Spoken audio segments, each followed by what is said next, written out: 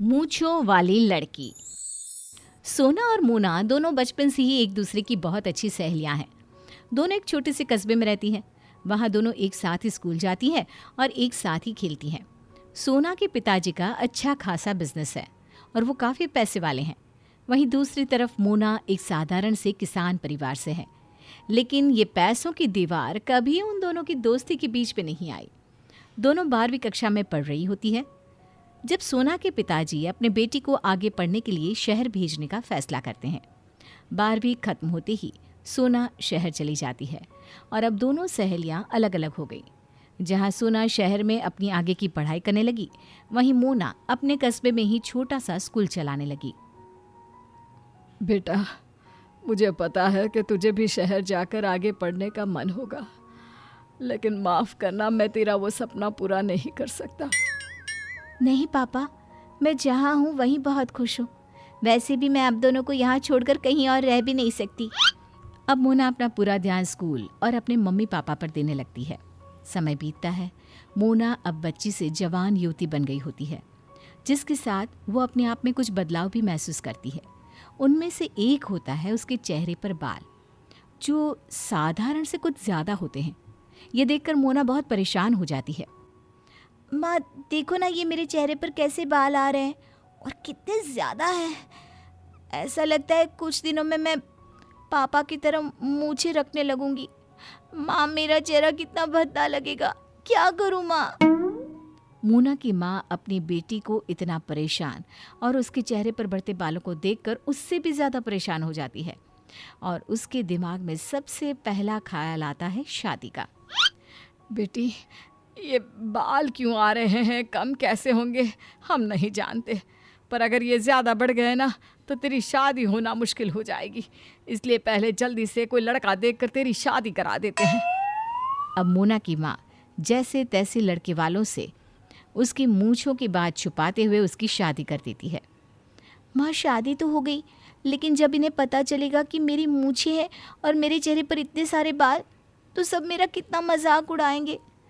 कहीं इन्होंने मुझे घर से निकाल दिया तो? अरे बेटा, तुझे किसी से कुछ भी कहने की ज़रूरत नहीं है। अभी कुछ समय तक ना घूंघट ही निकाले रखे हो, किसी को कुछ पता नहीं चलेगा। तब तक मैं कोई उपाय ढूंढती हूँ, शायद कोई अच्छा डॉक्टर इसका इलाज बता दे। और मोना अपने ससुराल चली जाती है। ससुराल में दिन बीतते हैं और हर रोज़ मोना कभी व्रत तो कभी मन्नत का बहाना बनाकर घर वालों से अपना मुंह छुपाए रखती है। लेकिन कहते हैं ना, झूठ के पाँव नहीं होते। एक दिन मोना की सास उसे अपने कमरे में बिठाकर तैयार होते देख लेती है और अपनी बहू के मुंह पर इतने बाल देखकर सास के तो होश ही उड़ जाते हैं। हाय राम, ये मैंने क्या देख लिया? मैं घर की बहू लाई हूँ या दामाद? कितनी बड़ी मूछें इसकी, मैं तो बर्बाद हो गई भगवान। अरे मेरे बेटे की किस्मत फूट गई, इतना बड़ा धोखा। नहीं नहीं मम्मी जी, प्लीज ऐसा मत बोलिए, ये जल्दी ठीक हो जाएगा। अरे तो जब ठीक हो जाता शादी भी तभी करनी थी ना कल मुही। अपनी इन मूंछों से तूने मेरे बेटे की तो जिंदगी बर्बाद कर दी। अब सास बिना रुकी ट्रेन की तरह मोना को जली कटी सुनाने लगती है। अब वो मोना को हर चीज में नापसंद करने लगी और किसी भी काम या बात पर बस मौका मिलते ही उसके चेहरे, बालों और मूंछों पर ताना देने लगी, जिससे मोना बहुत परेशान हो गई और आखिर एक दिन वो अपनी माँ के साथ एक डॉक्टर के पास गई। देखिए, फेशियल हेयर तो सबके लिए नॉर्मल है, लेकिन इतने ज्यादा बाल आना ये हार्मोनल होता है। हमारा बॉडी स्ट्रक्चर, हेयर ग्रोथ, ये ऐसी बहुत सारी चीज़ें हमारे हार्मोन्स पर और जीन्स पर निर्भर होती हैं। आपके केस में भी वही कुछ इम्बैलेंस लग रहा है। डॉक्टर मैडम, इसका इलाज? इसका कोई पक्का इलाज तो नहीं है, लेकिन मैं दवाइयाँ लिख सकती हूँ। उसके साथ आगे की ग्रोथ थोड़ी धीरे हो जाएगी और इन्हें हटाने के लिए आप वैक्सिंग कर लीजिए, पर वो मेडिसिन कोर्स थोड़ा महंगा पड़ेगा। डॉक्टर की बात सुनकर मोना बहुत चिंतित हो जाती है। उसे लगता है कि अब उसे पूरी जिंदगी ऐसे ही ताने सुनते हुए बाकी लोगों के मजाक का शिकार बनकर और बिना प्यार के ही गुजारनी पड़ेगी। वहीं उसकी सास मोना से नफरत करने लगती है और अपने बेटे से कहती है, बेटा बहुत हो गया, अब मैं इस लड़की को नहीं झेल सकती और तेरी भी जिंदगी बर्बाद होते नहीं देख सकती। छोड़ दे इस लड़की को। हम इस धोखे को और नहीं सह सकते। मैं तेरी दूसरी शादी करवाऊंगी। नहीं माँ, मुझे कोई दूसरी शादी नहीं करनी। मैं मोना के साथ ही रहूंगा। थोड़ी देर बाद मोना घर वापस आकर पति और सास को डॉक्टर की बात बताती है, जिस पर उसका पति इलाज के लिए तैयार हो जाता है और मोना दवाइयाँ खाना शुरू कर देती है। लेकिन उसे अभी भी वैक्सीन के बारे में कुछ पता नहीं होता, इसलिए पहले से आई मूछें अब भी जैसी की तैसी ही होती है। कल मुझे इतने पैसे फूंक रहे हैं हम, फिर भी तेरी शक्ल किसी को दिखाने लायक नहीं बनी। मोना अपनी सास के ताने सुनते हुए और पति के साथ इलाज कराते हुए जीवन बिता रही होती है। वहीं दूसरी ओर सोना शहर में अपनी पढ़ाई और बहुत ही अच्छा एडवांस ब्यूटिशियन का कोर्स पूरा करके अब सालों बाद अपने कस्बे में वापस अपने माँ बाप के पास आती है। वाह बाबूजी, मेरा कोर्स बहुत अच्छे से हो गया और अब मैं शहर में ही बहुत अच्छा ब्यूटी पार्लर खोलूंगी। शहर के ब्यूटी पार्लर में ना अच्छी खासी कमाई होती है। अब कुछ ही दिनों बाद मैं दोबारा शहर चली जाऊंगी। सोना की कामयाबी देखकर उसके माँ बाप बहुत खुश होते हैं। कस्बे में आने के अगले ही दिन सुबह सोना मोना से मिलने उसके घर जाती है। अरे चाची नमस्ते, कैसी हो? मैंने सुना आपने मेरे पीछे से यहाँ मेरे रहे बिना ही मोना की शादी कर दी। चलो उसका हिसाब बाद में करूँगी मैं। पहले आप ये बताओ कि उसका ससुराल कहाँ है, मुझे उससे मिलना है। हाँ बेटी, उसकी शादी तो हो गई, लेकिन अब हम खुद पछता रहे हैं। क्यों, क्या हुआ चाची? मोना ठीक तो है, वहाँ उसे कोई दिक्कत तो नहीं है ना?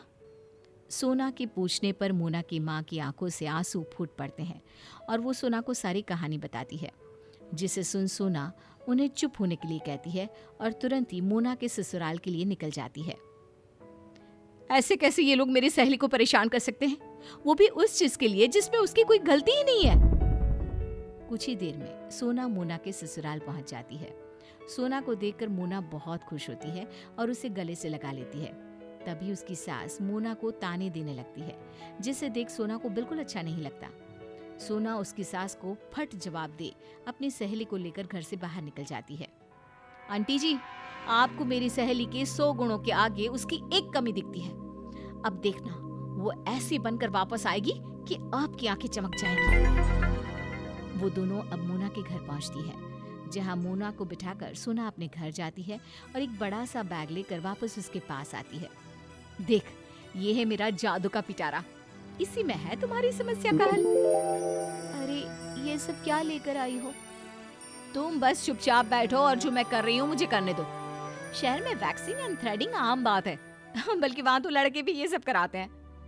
तुमने आज तक वैक्सिंग क्यों नहीं कराई? डॉक्टर ने ऐसा कुछ बोला तो था, लेकिन फिर तुझे समझ में नहीं आया होगा और डर भी लगा होगा, इसलिए तुमने नहीं कराया। अरे ये एक आम बात है। चल अब मैं आ गई हूँ ना, देख कैसा जादू करती हूँ। मोना चुपचाप सोना के आगे बैठ जाती है और सोना उसके फेस पर वैक्सिंग और थ्रेडिंग के द्वारा उसकी मूछें और चेहरे के बाकी बाल पूरी तरह से हटा देती है। अब जरा अपना चेहरा तो देखो आईने में। मोना जैसे ही अपना चेहरा आईने में देखती है, उसकी खुशी का ठिकाना नहीं रहता। अरे वाह सोना, तूने तो कमाल ही कर दिया। मैंने खामखा दवाई और इलाज में इतने पैसे लगाए, इसका समाधान तो बहुत आसान निकला। नहीं, दवाई और ट्रीटमेंट सही है, उससे आगे तुम्हारे चेहरे के बाल धीरे धीरे आना कम हो जाएंगे। तब तक तुम हर महीने या जैसी तुम्हारी हेयर ग्रोथ है उस हिसाब से किसी भी ब्यूटी पार्लर में जाकर वैक्सिंग करा सकती हो। सही है, थैंक यू सोना। तू नहीं होती तो क्या होता। मैं तो कितनी परेशान हो रही थी कि जिंदगी भर मुझे इस समस्या के साथ ही रहना पड़ेगा और लोगों की ताने और मजाक सहना पड़ेगा। पर मेरी प्यारी सहेली, तुमने तो मेरी सारी परेशानी दूर कर दी। कितनी अच्छी हो तुम। ये कहते हुए मोना सोना को गले लगा लेती है। अगले ही दिन मोना अपने ससुराल वापस जाती है, जहाँ उसका चेहरा देख उसकी सास और पति के तो होश ही उड़ जाते हैं। वाह मोना, तूने एक दिन में क्या जादू कर दिया जो इतनी सुंदर लगने लगी। और तेरे वो बाल और मूछें कहाँ गई? मोना अपनी सास को कुछ नहीं बताती और अब उसकी सास भी मोना के साथ अच्छा सलूक करने लगी।